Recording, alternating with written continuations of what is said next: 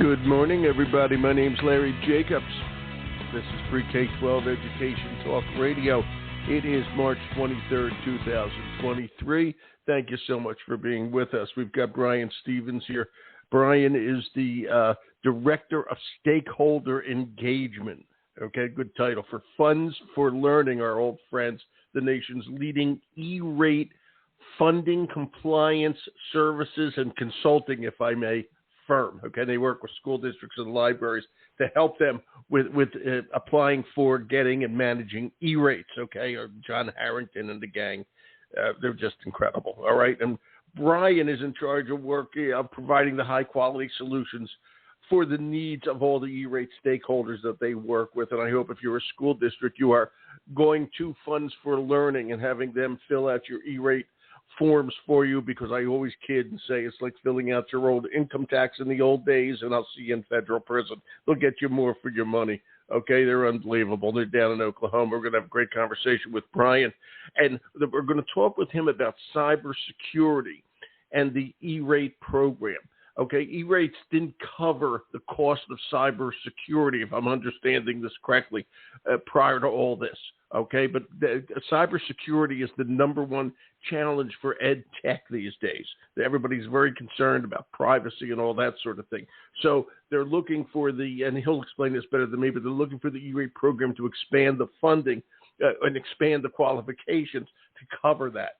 Okay, so Brian's going to talk about what's going on, and there is a window of commenting coming up. All right, and Brian's going to talk about that as well. We're going to archive the show over at ace-ed.org. That's our home website for the American Consortium for Equity in Education. We're all about equity. We're all about access. That's also what Funds for Learning and the E-rate program is all about, equity and access. So please go over to what we do at ace-ed.org. Our podcasts are there under the podcast link. Our magazine is obvious by the cover, Equity and Access. It's our online journal, which we're quite proud of, and all sorts of other information about teacher retention specifically and social emotional learning. All right, so please check it all out. Everything over there is free for educators at ace-ed.org. And without further ado, let me bring it, sir. It is. Okay, Brian, welcome back. Well, good morning. Thank you for having me, Larry. My pleasure, my friend. Are you in Oklahoma today? I am, yeah. I got back into town last night. Where were you? Austin? I was at the COSN conference in Austin. Yeah. Yeah, good. How that? Well, since we're on that subject, COSN, the Consortium of School Networking. What was doing at the conference? You guys are big players in that group. Yeah. We've been a member of COSN for a number of years and worked with them on a lot of their advocacy initiatives and all sorts of different things. So absolutely, it was a fantastic conference this year. Lots and lots of really great discussion.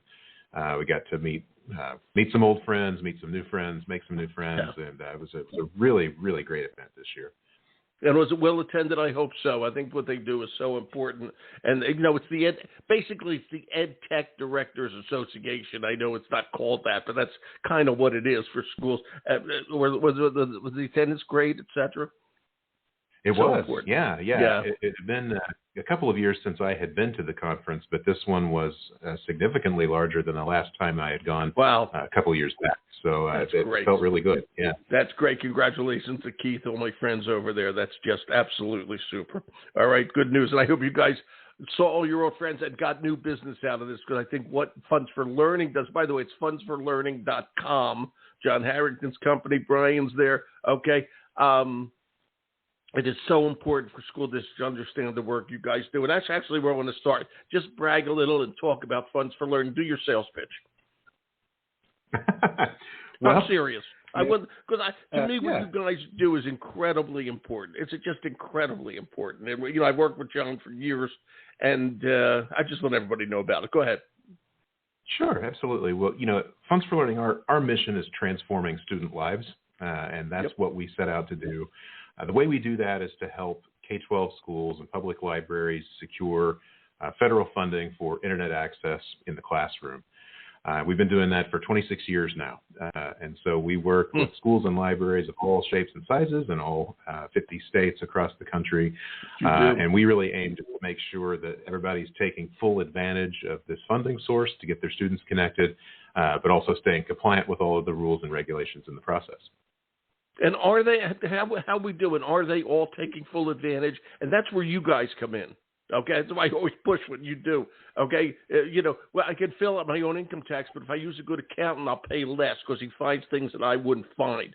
Okay, that are legal, I might add. Just talk about that. Are people without your help? Are people taking full advantage of E-rates?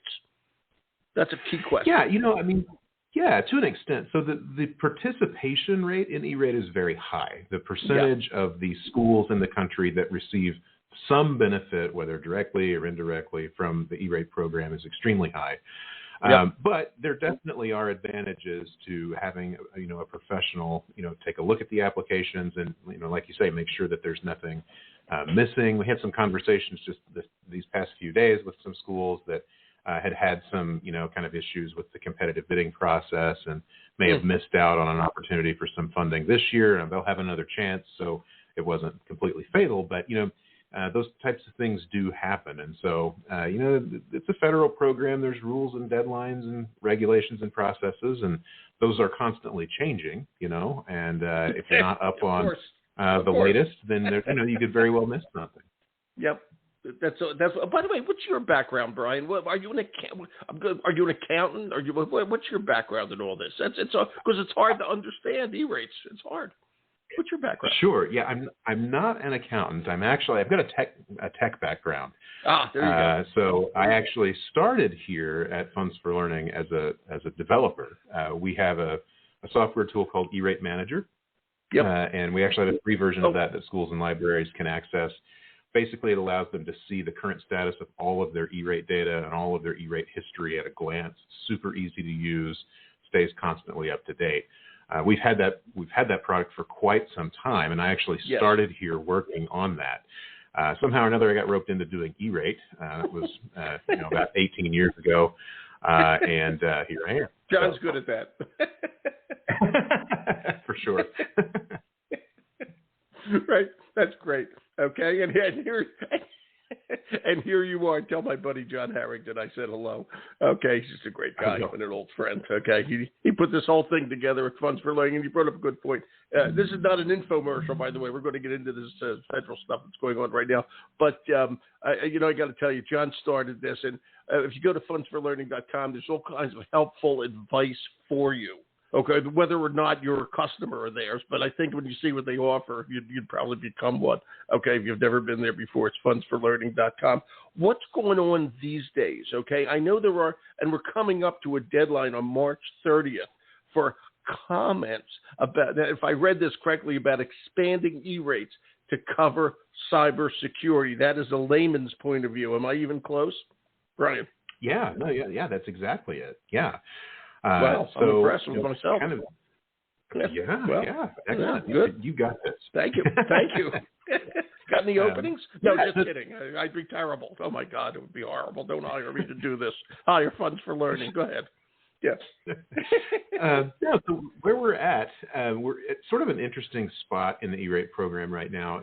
The program has always provided funding for firewalls.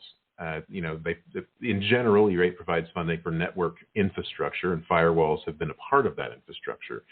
The problem with the way that they're approaching it right now is that they defined firewall back about 25 years ago when the program first got off the ground in 1997 and 1998.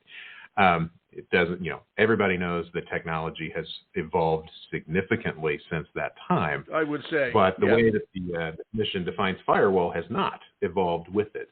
And so we're in this kind of odd space where the FCC says, hey, we'll fund what we call a basic firewall, but we don't fund any of the advanced security services that virtually any firewall now does.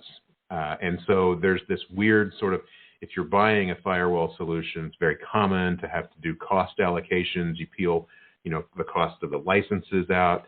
It ends up being that, as a practical matter, for a modern firewall system, the program only supports, 40 to 60% of the cost, depending on the options.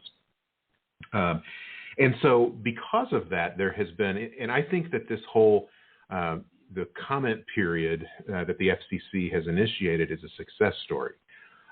Because it really is the result of a lot of work by a lot of people We're trying to convince the FCC that it's time to take a look at modernizing their definition, potentially expanding the scope of eligible services in the E-rate program to cover some of these more advanced network security services that are out here now. And so back in December, the FCC did just that. They issued a public notice that was basically soliciting comments from the public about E-rate and cybersecurity. And, they asked questions like, should we fund this? If so, what types of things should we fund? How should it work? What's it going to cost? How do we administer it? All of those sorts of questions. They're really kind of seeking feedback from E-rate stakeholders and other organizations as to, do we do this? How do we do it? What sort of fences do we put up around it? And so that comment period has been open since late December, and it'll close, like you mentioned, here towards the end of this month on the 30th. Yeah. Did they get a lot of comments? I mean, yeah. What happened? They did. The initial comment period closed in sometime in February. So there's this, they have an initial comment period and then a reply comment period. And so mid-February is when the initial comment period closed. And they did get a ton of comments, from all different types of organizations, which I think is fantastic. So, it wasn't just the firewall companies that had a stake in this that submitted comments. It was certainly vendors and manufacturers. It was also schools and libraries. I would hope. States. Yeah, I would hope. Yeah. Absolutely. State governments submitted comments. Organizations, we mentioned COSN earlier, but a number of other sort of trade organizations submitted comments, consultants. So there was a really nice representation of the E-rate community in the comments that they received. Were they this is an interesting question. It seems so redundant. Why would anybody respond negatively? Was there anybody who said, no, we don't need an update on this? I mean, I can't believe it. It's yeah. I mean, my car has 200,000 miles. Should I get an oil change? Yes, you should. You should get an oil change. Yes, it's going to help. Yeah. Yeah. I've never changed the oil since 1997. Should I change the oil? I mean, who would help? Don't do this. Right? Help me there. It's such a. I don't know. It's such a silly process. Go ahead. Welcome to the government. Okay, talk about this. Nobody responded negatively. Sure. Who responds negatively? Right. Yeah, well, we like to look at, when you have one of these big comment periods like this, what we like to do is take a look at all the comments that are submitted and try to boil it down into areas where a majority, if not all, of the commenters tend to agree, right? Because I think if we can find some common ground as a starting point, then we can use that and then, work out the details from there. And so, not surprisingly, the number one theme that we saw is that everyone is in favor of the E-rate supporting, this advanced security, stuff. And that took a wide variety of forms too. Certainly there were just schools that said, yes, absolutely, we need funding for this. There were also some more nuanced sort of arguments made that said, hey, E-rate really is an appropriate funding source for this type of service that basically, it fits well within the sort of overall scope and mission of the E-rate program that, as it was defined in the beginning. So they're not, sort of overreaching their bounds by starting to fund some of these things. So absolutely, near unanimous agreement that this is necessary and an appropriate way to fund it. Well, and it's interesting. Whenever I talk to COSN, which I do a lot, or any ed tech director, they always say, and I want you to back this up, I think I'm right, that the number one thing on their mind is student privacy, all right, cybersecurity. I mean, that there are other things affecting school districts, certainly, okay, but for an ed tech director, that always turns out to be number one, all right, and am I correct with that? Absolutely. Yeah. It is on everyone's minds. I can't tell you how many.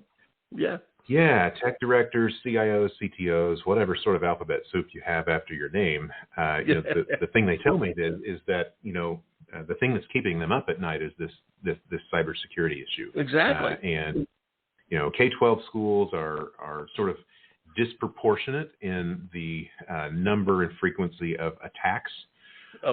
So, you have certainly businesses and governments, whatever, but, K-12 just kind of skyrockets in, being a prime target, for nefarious actors out there on the internet.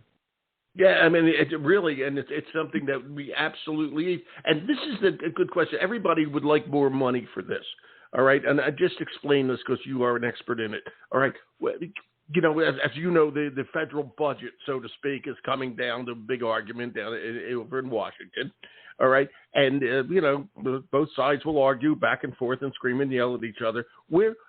How much does something like this cost, and where does the money come from? And I kind of know that, but I think it goes deeper than what I know. We can all ask for 300. It's old Everett Dirksen's old line, $1 billion here and $1 billion there, and pretty soon we're talking about real money, okay? Mm-hmm. What's where's the whole thing come from, so to speak? It's easy to ask for. Where does it come from? Absolutely. Well, and that's a big part of what the FCC is seeking comment on is what are the true costs of these things? Since the program does not fund it right now, we don't have data through the E-rate program that we can look at to know, for approximately what the costs are going to be.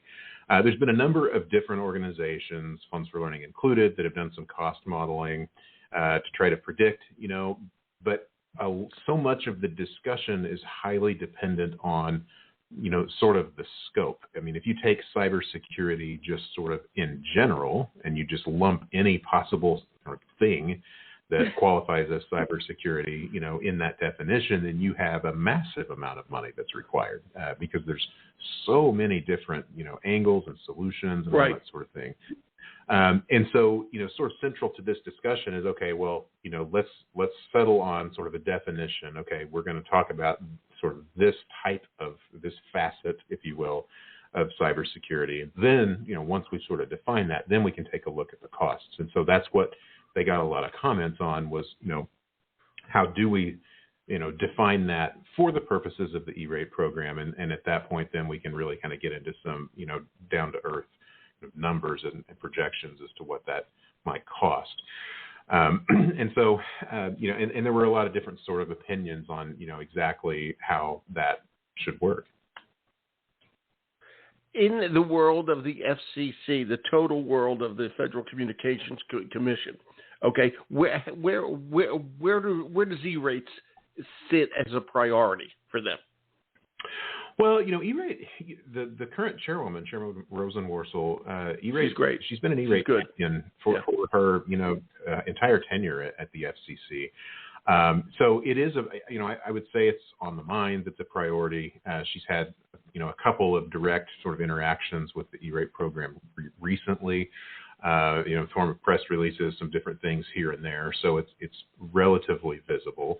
At the same time, we have a split FCC, so we don't have our fifth commissioner, and that's been, a little bit difficult when it comes to making progress. So there was a nominee that, ended up, rescinding her nomination here last week or week before last, and so we're kind of back to square one with, 4 commissioners, 2 on each side, and so anything political like that. Are sides Democrat, Republican when we talk sides?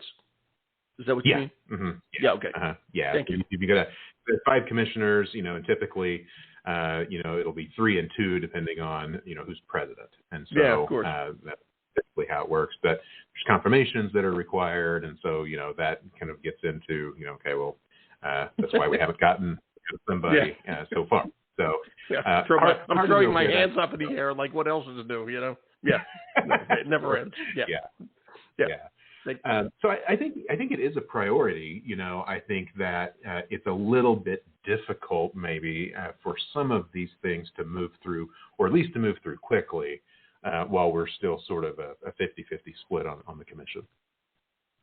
Right. It's so interesting in politics it always boils down to politics, to the nitty gritty.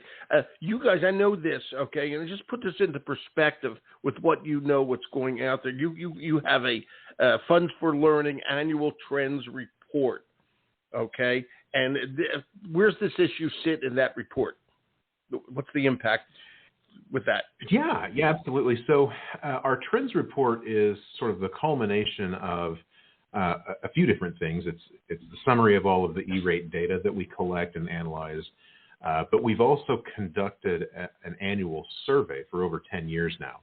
And we survey E-rate applicants, schools and libraries that are directly participating in this program, and we ask them a series of questions about the E-rate. And we certainly have the financial data because we can see the funding applications and the status of all of those. So what we're after with our survey is more of the soft data, the experience that schools have. Are they satisfied with the way that the program is being administered?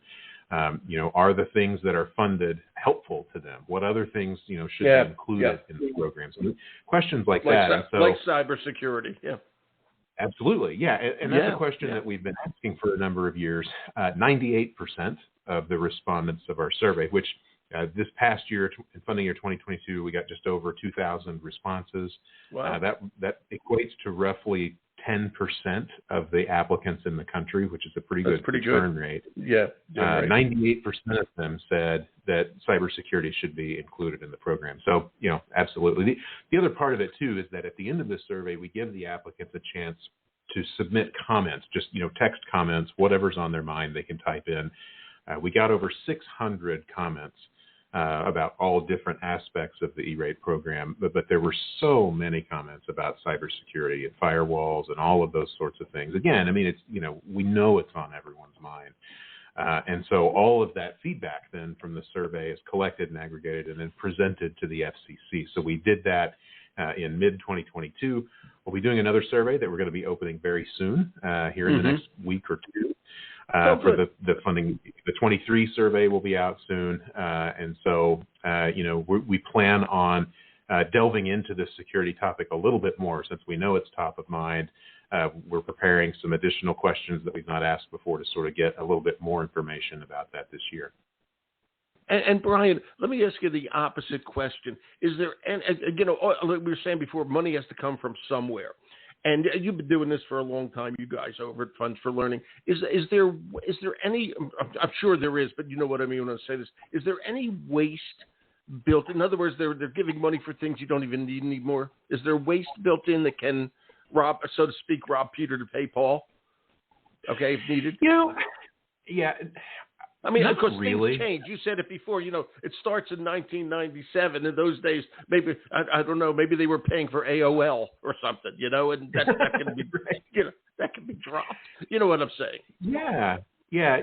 Back in 2015, there was a kind of major update, modernization to the E-rate program, and they actually sharpened their pencil quite a bit with respect to the scope of eligible services. So. Trending over time, I would say there's actually less things that qualify for funding now than there were when they first started. They used to fund things like telephone service and email service and web hosting and some servers and things like that. A lot of that got cut out in favor of really focusing on just the network, internet access, wide area networks, and network infrastructure to make all of that stuff operate. And so a large part of this cybersecurity discussion is, hey, these are not optional things anymore. Like these firewalls, this security stuff, it's required for the reliable operation of these networks, in a way that, now more than ever, and so that's sort of a big part of the argument that a lot of the comment we saw in the comments was, hey, this is critical network infrastructure, and that's what the E-rate is designed to do, and that's why it fits here. Right. It all just meshes together, and it's so darn important. And again, school districts are eligible for this, but you have to get you deserve every dollar you deserve. Okay, and you have to get it, and that's why Funds for Learning and John and Brian's expertise and their team, by the way, is so important. Okay, and getting this for you. And I just want to say this: besides all our comments, that I know John and you guys work very hard. All right, with FCC, you are on top of everything with them, okay? And you act as, I know you're not a paid consultant, so to speak, but you act as a friendly consultant to them. It's a back and forth. And also, I might add, with COSIN, okay? You guys are work so well with my good friend Keith Kruger and his gang over there. All right, and it's just so important what John and you have built. Okay, to make this so important, and school districts really need this. This is crucial time, so to speak, just crucial time. End it up, Brian. What do you think? What's going on? What do you want people to do? Well, if there's one takeaway, I think it is that the FCC needs to hear from schools and libraries. Yep. It's absolutely critical that they receive as many comments as possible. It is very simple. You do not have to be an attorney or have any sort of experience whatsoever. There's instructions on our website. You can go. Great. We've got Thank a you. one-pager, on how you can log into the electronic comment filing system and submit comments that way. Lots of resources available for that. But don't let that frighten you. You really can just put one paragraph in that says we support this, make a suggestion, have an opinion. But get those comments in before March 30th because, the more comments they receive, the more feedback they get, the more likely it is that they'll be spurred to action, which is ultimately sort of the goal that we're after here. So I would encourage everyone, submit comments, and then from that point, stay tuned, right? Because we need to keep the conversation going. We can't just submit our comments on the 30th and then say, okay, well, we were done with that. We'll just wait for something to happen. There needs to be, continuing conversations, advocacy work, meetings with the FCC, comments, all those sorts of things, so that we can keep that in front of them until we get a result. It's so important. I just want to ask this. Okay, we obviously public schools are eligible. Our charter schools are eligible. They're public schools. Are parochial schools eligible? Religious schools? Yeah. I'm just asking, just telling everybody so they get excited about it. Okay, all sorts of schools. Yeah, it's good. And how far up the line does it go? Is it strictly pre-K-12, or can a preschool apply? Can a college apply? How's it all work in that regard? Well, so I have to get a little bit E-rate nerd on you here. It actually depends a little bit by state. So however education, elementary and secondary education is regulated in your state. So in some states, absolutely, pre-K students and facilities are eligible, and it can go all the way up to certain types of adult ed programs. In some cases, juvenile justice programs can qualify. But a lot of that really does kind of boil back down to how does the state regulate those types of programs. I'll be honest. If they consider it, K-12, then it's usually eligible. I'm glad I asked that question. I didn't know the answer to that. Thank you very much, Brian. Brian, you're a good man. I appreciate you being here today. Thanks for all this info. Oh, you bet. Absolutely. Thanks for having me, Larry. Come back anytime. I do want to talk to you. I'm going to call you later today. I want to talk to you about something. Is that okay? Get you more involved with this here. Absolutely. All right? You bet. Give me a ring. All right. All right. Thank you, Brian. Tell John I said hello, please. Okay? Will do. Thanks a bunch. Thank you. Bye. Bye-bye. Okay. Bye, Brian. Brian Stevens, fundsforlearning.com. That's a long thing, but you only have to type it once. fundsforlearning.com. You go over there. There's tons of information for you. And I've got a lot of it linked here as you're listening. All right. We're going to archive over at ace-ed.org. Everything we do over there is free. Okay, so please go over, check it all out. I'm Larry Jacobs. Thanks for listening.